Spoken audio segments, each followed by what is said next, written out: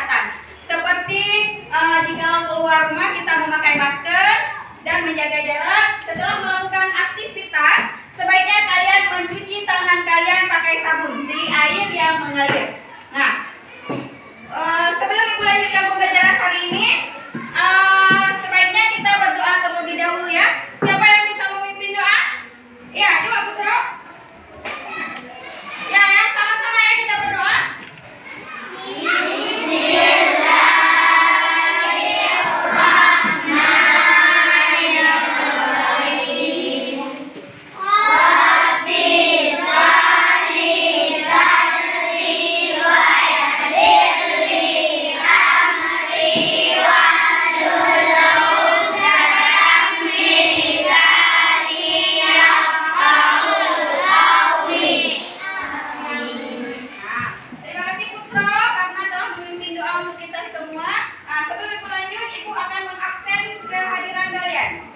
Sebentar ya.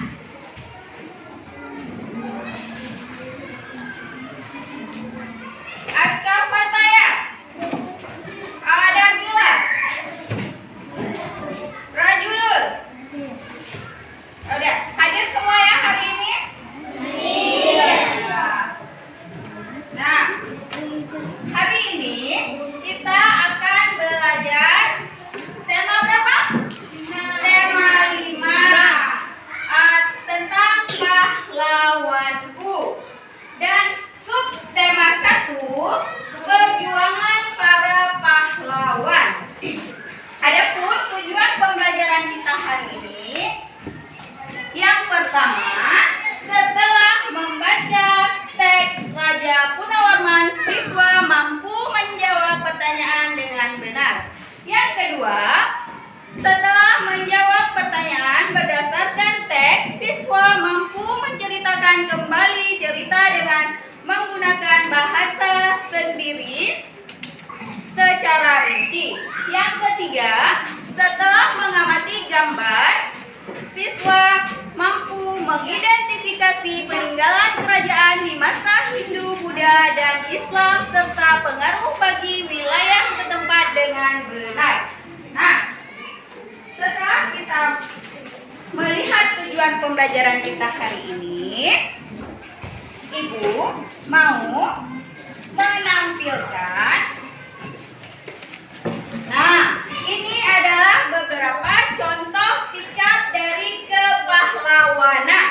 Nah, dari gambar ini, kalian bisa melihatnya kan? Bisa. Apa yang sedang dilakukan oleh dua orang anak ini? Iya, membantu seorang nenek untuk menyeberang jalan. Apakah ini termasuk dalam sikap kepahlawanan? Kenapa? Iya, karena membantu orang yang mengalami kesulitan. Nah, yang berikutnya, gambar yang kedua, coba kalian lihat. Apa ini? Gambar apa? Seorang anak yang membantu kawannya yang jatuh dari sepeda. Apakah ini termasuk juga sikap dari kepahlawanan? Ini juga termasuk dalam sikap kepahlawanan karena dia membantu kawannya yang mengalami musibah. Nah, dari kedua contoh ini, apakah bisa saya sebutkan contoh lain yang sering kalian temui di dalam kehidupan kita? Ayo, siapa? Amasya, coba. Menolong teman. Iya, apa lagi? Menjemput teman yang sakit. Iya. Seperti Pak Gacui membangun rumah fakir miskin. Iya, terima kasih Masya. Tepuk tangan untuk Masya. Kita lihat kan di sekeliling kita sekarang, di kampung-kampung kita. Coba kalian lihat, ada nggak orang yang nggak punya rumah? Ada kan? Tetapi sekarang telah dibantu untuk dibuatkan rumah sekarang kan? Nah, itu termasuk juga sikap kepahlawanan yang ada di sekitar kita. Nah, selanjutnya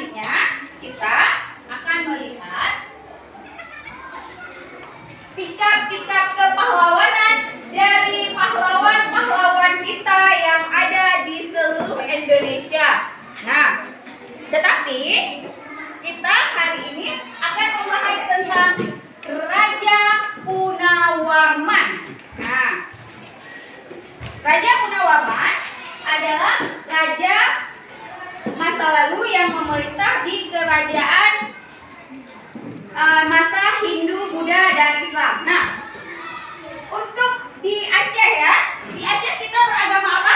Islam. Siapakah raja di Aceh pada masa dulu? Sultan Iskandar Muda yang ada di ujung ini. Ini adalah Sultan Iskandar Muda. Nah, sekarang kita akan belajar tentang Raja Punawarman. Nah, coba siapa yang mau membacakan cerita Raja Punawarman? Ziki, coba. Di situ aja, Bu. Raja Punawarman mulai memerintah kerajaan Tarumanegara pada tahun 395. Pada masa pemerintahannya, ia selalu berjuang untuk rakyatnya. Ia membangun saluran air dan memberantas pemberontak perompak. Raja Punawarman sangat memperhatikan kesejahteraan rakyatnya. Ia memperbaiki aliran sungai Gangga di daerah Cirebon. 2 tahun kemudian, ia juga memperbaiki dan memperindah alur sungai Cupu sehingga air bisa mengalir ke seluruh kerajaan. Para petani senang karena ladang mereka mendapat air dari aliran sungai sehingga menjadi subur. Terkadang para petani tidak kekeringan pada musim kemarau. Udah sedikit. Sekarang lanjutkan oleh Marsha. Raja Punawarman juga berani memimpin angkatan laut kerajaan Tarumanegara untuk memerangi bajak laut yang merajalela di perairan barat dan utara kerajaan. Setelah Raja Punawarman berhasil membasmi semua perompak, keadaan menjadi aman. Rakyat di kerajaan Tarumanegara kemudian hidup aman dan sejahtera. Sebagai wujud kecintaan rakyat kerajaan Tarumanegara kepada Raja Punawarman, terdapat nantinya diabadikan dalam bentuk prasasti yang dikenal sebagai Prasasti Tiarutun. Iya, terima kasih Marsha karena telah membacakan untuk kita semua. Nah, Ibu mau tanya, Raja Punawarman memerintah di masa berapa? Ya, 395. Apa saja yang dilakukan oleh Raja Punawarman untuk mensejahterakan rakyatnya? Iya, yang pertama dia membersihkan aluran sungai Gangga. Yang kedua, sungai apa yang ada di Indonesia juga?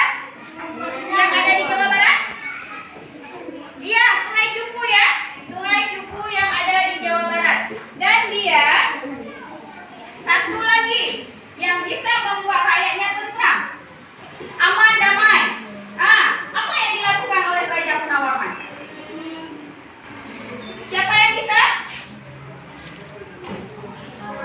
Dia memberantas perompak. Nah, dia memberantas perompak supaya rakyatnya menjadi aman.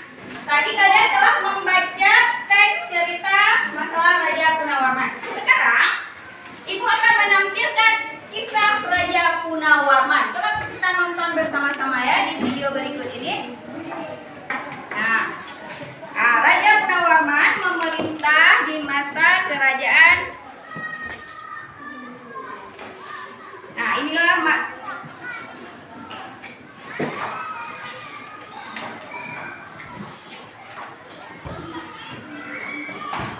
Raja Punawarman, panji segala raja.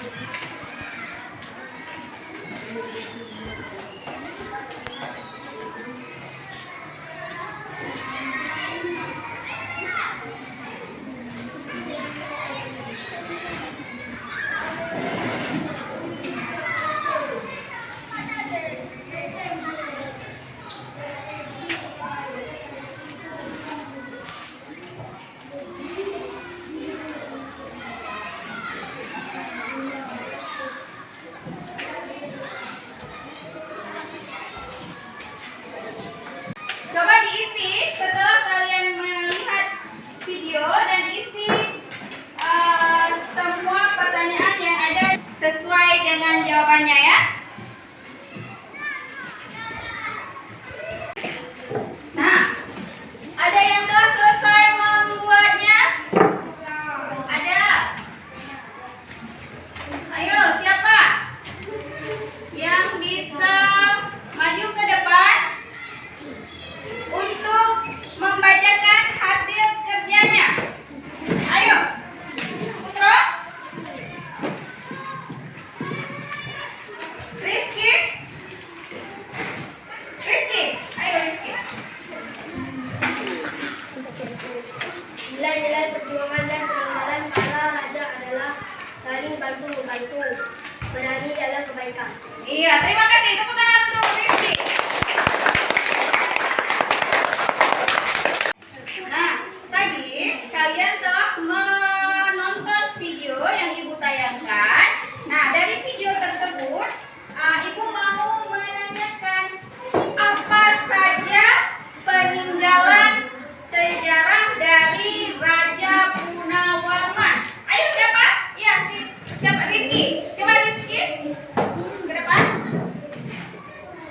Peninggalannya 1. Candi, 2. Masjid, 3. Prasasti Cianjur. Iya, duduk. Terima kasih, tepuk tangan untuk Rizky. Peninggalan yang ditinggalkan oleh Raja Punawarman ada prasasti apa? Apa namanya? Iya, prasasti Ciuretan ya? Iya, prasasti Ciuretan. Yang lainnya apa? Iya, apa lagi? Apa terus? Candi. Nah, ada candi, ada prasasti.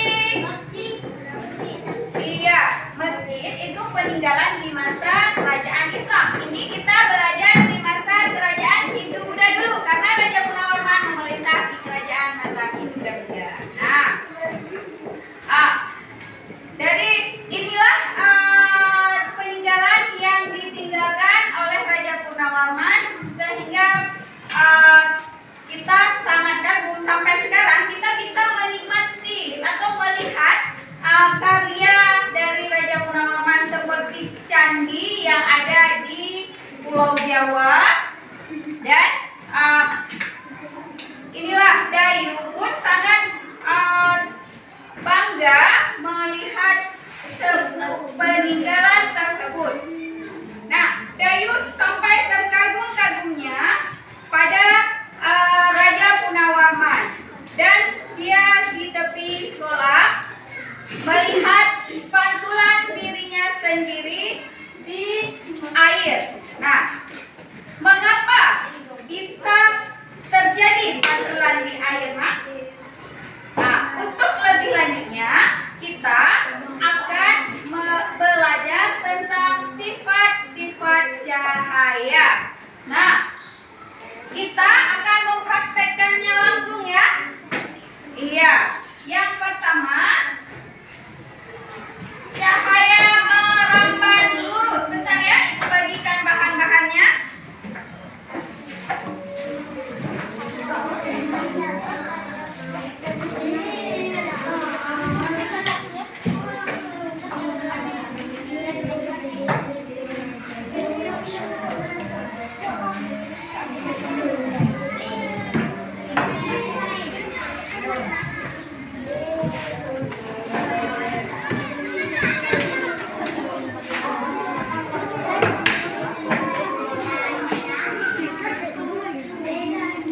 Adapun alat yang dibutuhkan, lilin, karton, dan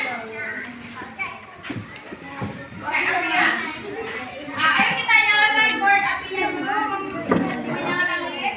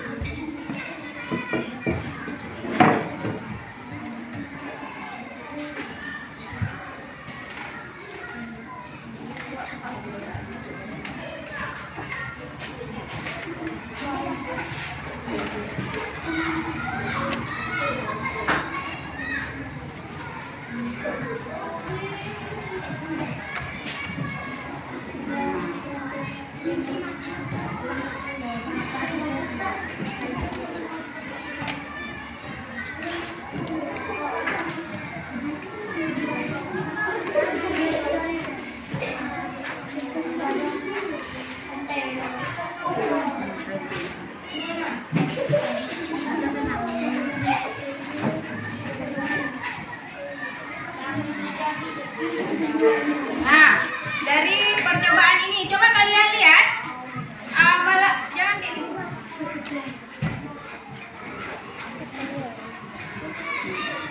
Coba kalian lihat. Apakah kalian bisa melihat cahaya lilin tersebut? Coba, bisa? Bisa. Nah, di saat kita menarik, coba kalian tarik karton yang ada di tengahnya. Jangan tarik lepas. Tarik separuh aja. Nah, setelah kalian menggeser sedikit yang karton yang ada di tengah, coba kalian lihat lagi. Apakah kalian masih bisa melihat cahaya yang lilin tersebut? Kenapa tidak bisa? Iya, karena terhalang atau tertutup oleh dinding atau karton yang tadi kita tarik sedikit. Nah, berikutnya kita akan membuat praktek tentang cahaya menembus benda bening.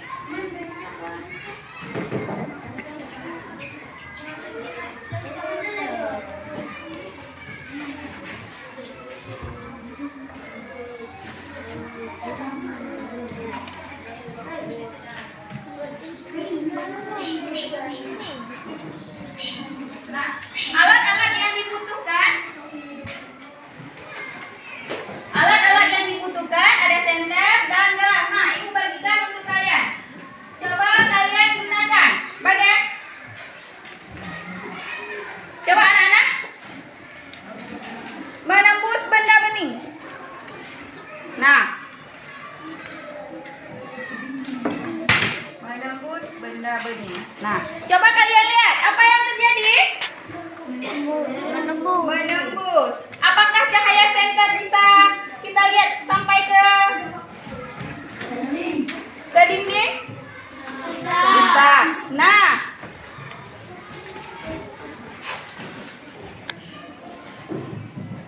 menembus berarti cahaya menembus benda bening. Nah, berikutnya coba kalian arahkan senter ke atas buku kalian.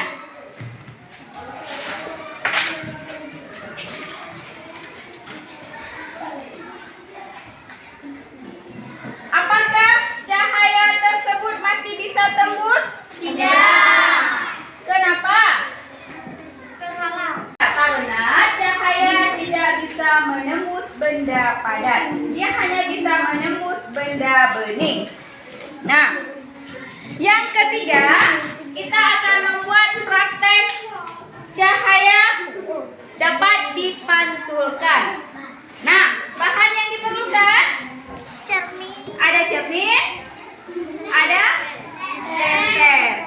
Coba kalian arahkan senter pada cermin dan lihat apa yang terjadi. Coba kalian lihat. Nah, apakah cahaya bisa dipantulkan kan? Coba kalian lihat kemana arah cahayanya? Dinding. Iya, ke arah dinding. Nah, dari pembelajaran tadi, mari anak-anak sama-sama kita menarik kesimpulan dari pembelajaran kita tentang pahlawan. Nah, apa saja kesimpulan yang bisa kita ambil? 1. Pahlawan adalah orang yang melakukan perbuatan baik terhadap orang lain tanpa dilandasi perlindungan untuk mendapatkan pujian atau imbalan. Iya. Yang berikutnya? 2. Banyak tokoh sejarah agama Hindu, Buddha, dan Islam, dan yang jasa negara ini. Yuk. 3. Sifat-sifat cahaya dapat dipantulkan, dibiaskan, menembus benda bening, dan merambat bumi. Iya. Inilah kesimpulan yang bisa kita ambil secara bersama-sama. Yang pertama, pahlawan adalah orang yang rela atau rela berkorban untuk membantu orang lain yang mengalami kesusahan. Yang kedua, sifat cahaya dapat melambat lurus, menembus benda bening, dan dapat dipantulkan. Nah, dari kesimpulan tadi, ada pertanyaan yang ingin ditanyakan? Tidak. Kalau tidak ada pertanyaan yang ingin ditanyakan, sebelum Ibu mengakhiri pembelajaran kita hari ini, terlebih dahulu sebaiknya kita sama-sama menyanyikan lagu Maju Tak Gentar.